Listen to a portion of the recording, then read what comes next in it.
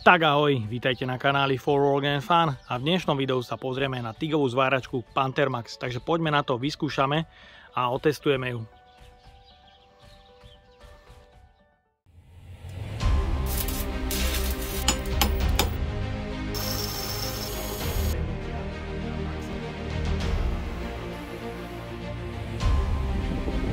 Dnes máme vonku extrémne veterno, no a ja tu mám na rozbalovačku celkom dosť vecí.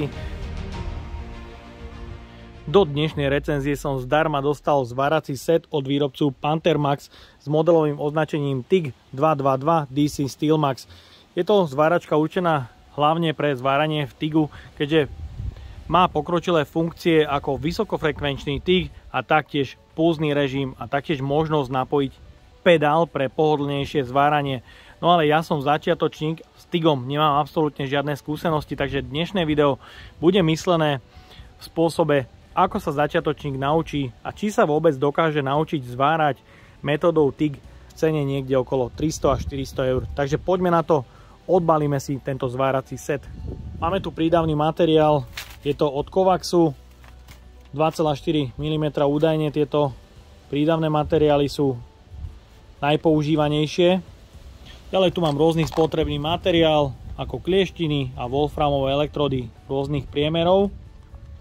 Redukčný ventil, taktiež príslušenstvo od Kovaxu. No a takýto nejaký budík už mám v Genimic 220. No a ďalej tu mám fľašu s argónom.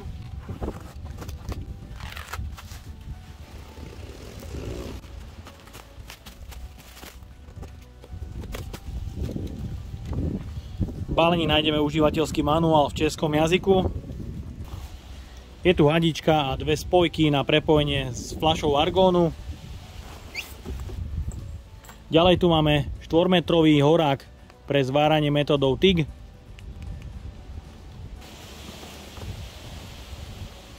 Kliešte pre zváranie obalenou elektródou. No a ďalej tu máme kliešte pre uzemnenie. Tie kliešte sú dlhé 2 metre. No a v balení je samotná zváračka. A na spodu krabice máme ešte nejaké príslušenstvo pre horák. Takže je tam nejaká klieština, ale wolframová elektróda v balení chýba.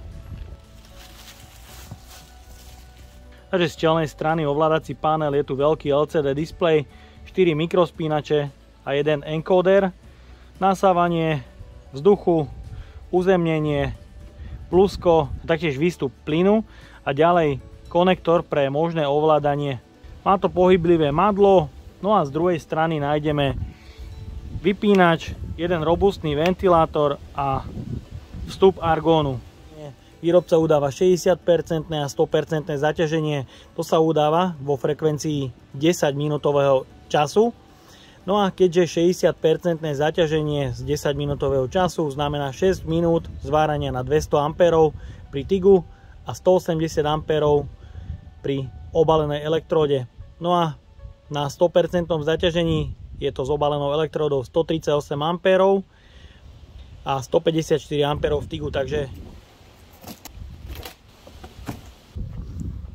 máme tu užívateľský manuál a vozík bude vyzerať takto, no ale každý z vás, vy, ktorí si kupujete zváračku a ste začiatočníci, myslím, že je to prvá vec, ktorú si s tou zváračkou vyrobíte samostatne.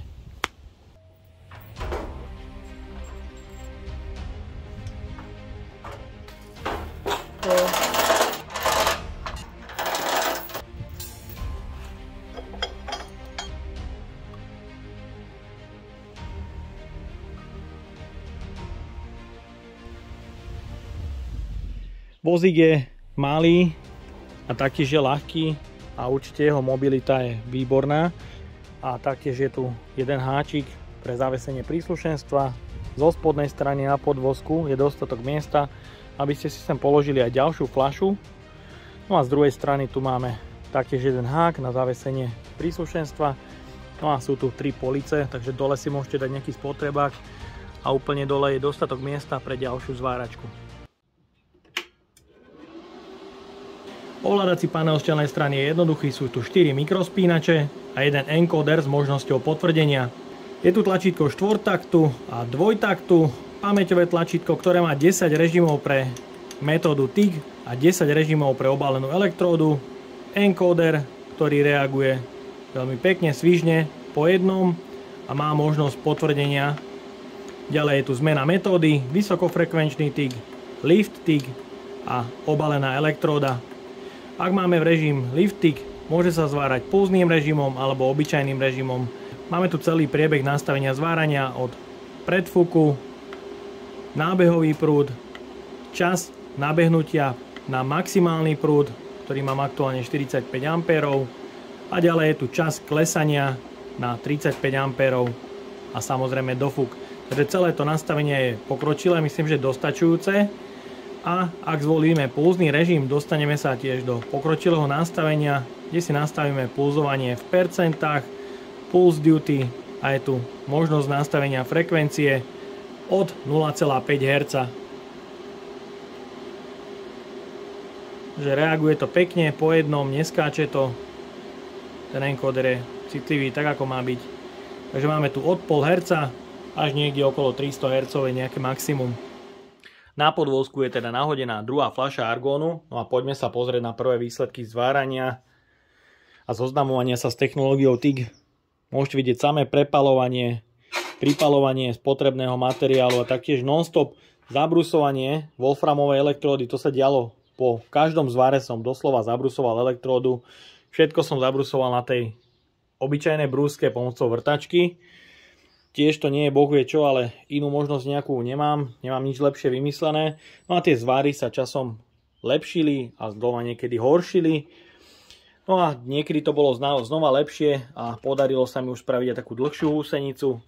No a posledný zvar, ktorý bol na kútovom zvare, sa mi podarilo spraviť kompletne celý bez toho, aby som pripálil elektródu. To bol podľa mňa veľký pokrok, ale minul sa mi plyn. Zoznámenie s metódou TIG mám už za sebou a môžem povedať, že bolo to neskutočne náročné, pretože wolframová elektróda je to neskutočne náročné držať to pevne v rukách a taktiež postupne pridávať materiál, pretože tá wolframová elektróda sa vám non-stop zo začiatku prilepí, či už o spotrebný materiál alebo o nejakú tú platňu. Non-stop zabrusovanie, non-stop špekulovanie, ako zabrusiť tú elektródu a ktorý uhol vám bude vyhovovať najlepšie. Mne osobne sadol najlepšie ten 30 stupňový uhol plus minus a samozrejme ostrá ihla je základ a taktiež očistenie materiálu pred zváraním je určite veľkým plusom. Takže mám tu pripravený rôzny materiál a začneme zvárať obalenou elektródou od 1,6 až do 4 mm. Sú tu pevné kliešte pre držanie elektródy a taktiež pre uzemnenie. Štekre na obidvoch stranách sú zosilnené 315 a máme tu zosilnenú izoláciu s káblom 1x35 mm.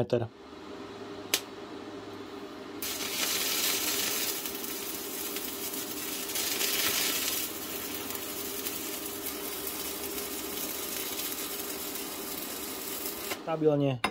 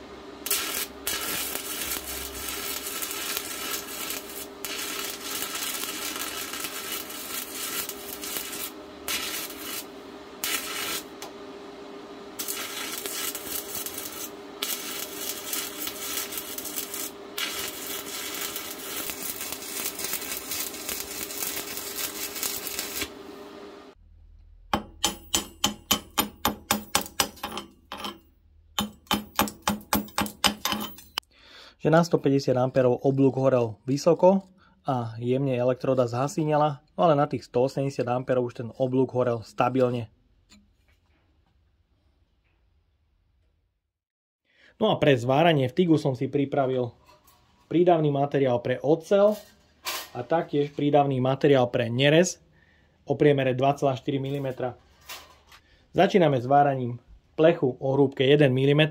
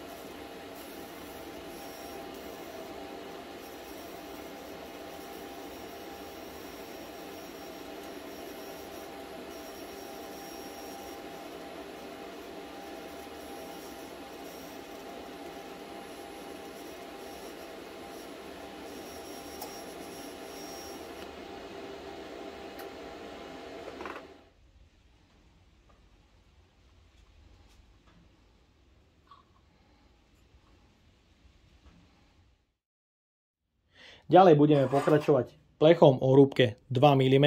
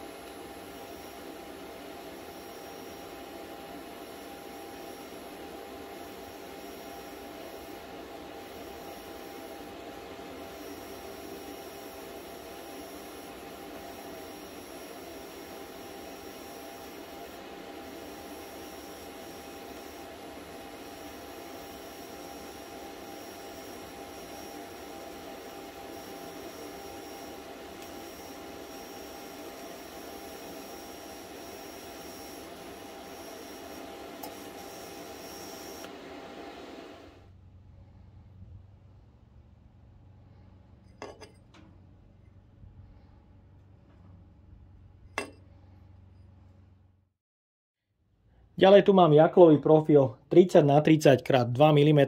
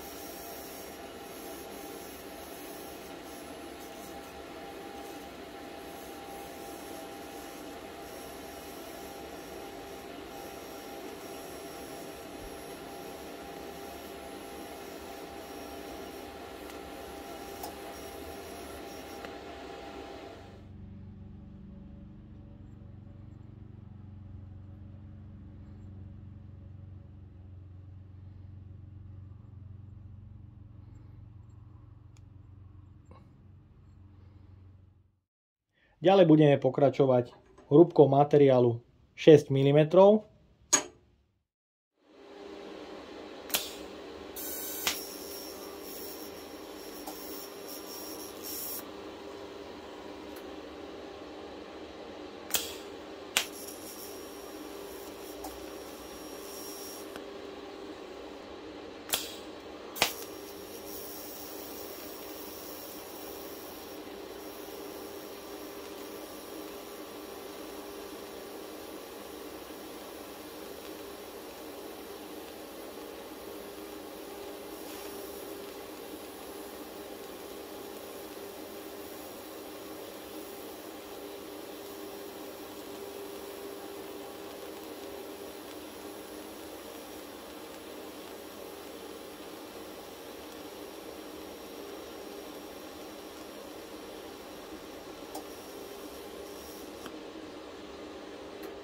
Takže vyskúšal som vedľa seba spoj a taktiež kútový zvar. Ten kútový zvar sa mi tu absolútne nepodaril, ale aj to patrí k učeniu. Máme tu taktiež ukážku vysokofrekvenčného zápalovania v opakovanom spustení, taktiež ďalší spoj a nejaký zvar na tupo.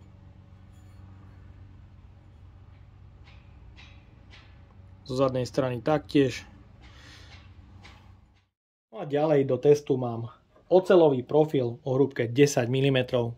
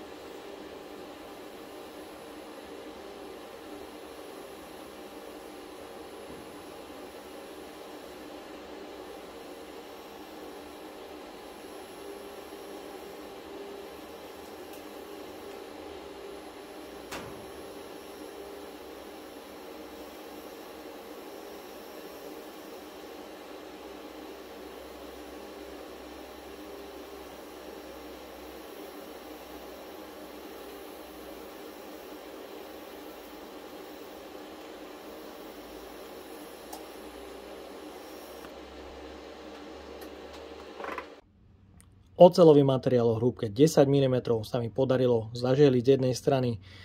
Myslím, že takto celkom pekne.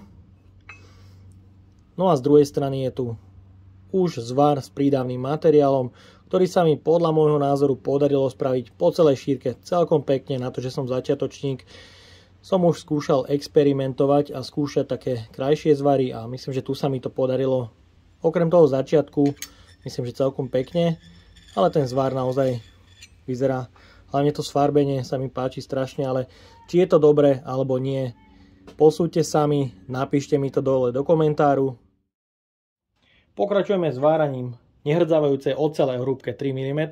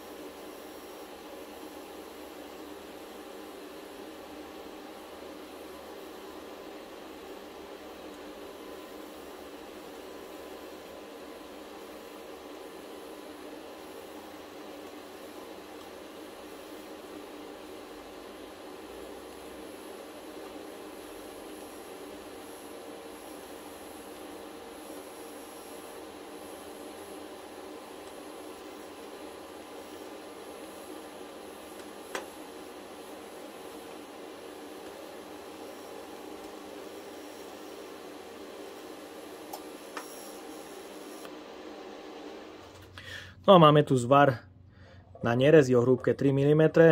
Samozrejme ten začiatok zvaru, ten sa mi nikdy nedarí robiť ideálne a taktiež to ukončenie zvaru, tam mi to furt uchádza, ale myslím, že ten stred už to má také kontúry, že by to mohlo vyzerať celkom schopne. Samozrejme to prehriatie materiálu tu je dosť robustné.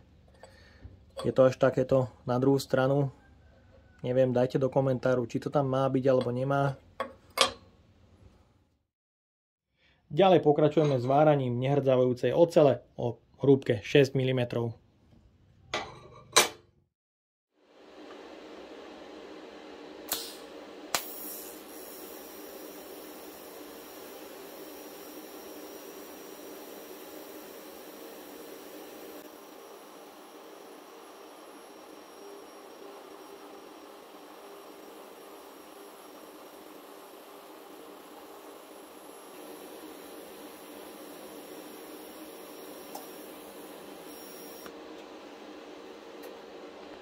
No a teraz si dáme kútový zvar, máme nastavených 120 A.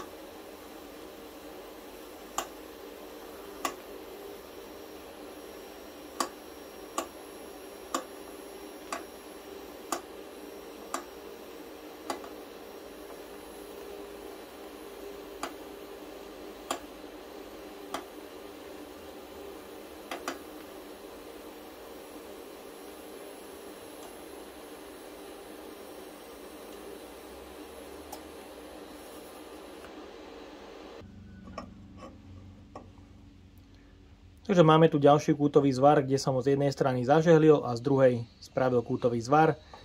Takže z tejto prvej strany zažehlenie myslím, že celkom pekné. No a z druhej strany je tu už Celkom podarený kútový zvar, avšak ten začiatok a koniec zvaru, tam mi to nikdy nejde úplne ideálne.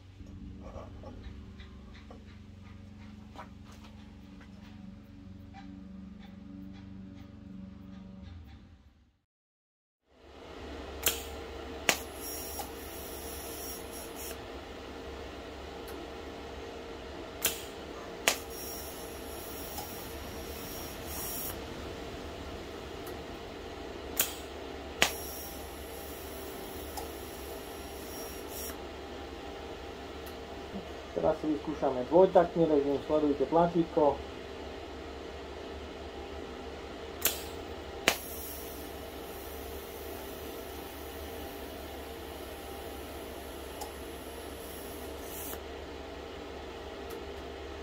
Štvortakt.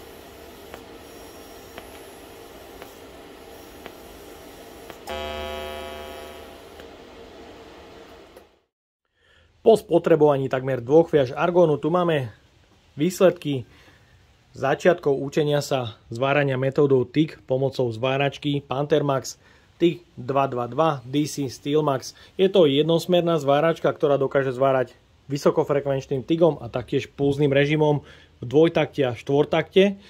Myslím, že práve tento vysokofrekvenčný režim mi veľmi dobre pomohol naučiť sa, ako tak ovládať horák hlavne zo začiatku, pretože vám to neskutočne uľahčilo zapálenie wolframovej elektródy. Práve to bol extrémny problém, udržať tú elektródu na mieste a nepripalovať ju non-stop o zvárací materiál alebo o prídavný materiál. Môžete vidieť, toto sú skúšobné zvary, ktoré som robil na ešte prvej fľaši argónu. Sú tu samé nepodárky, samé prepalovania, pripalovania. Skúšal som rôzne zvary na tenkých a hrubých materiáloch, rôzne spoje, kútové a taktiež obyčajné spoje. No a samozrejme to zabrusovanie wolframovej elektrody bolo non-stop. Čo som si všimol pri prvej fľaške, používal som nesprávne rukavice z tvrdej kože, následne som si kúpil tie oranžové rukavice, ktoré boli z mäkkej kože a hneď sa to zdalo byť lepšie.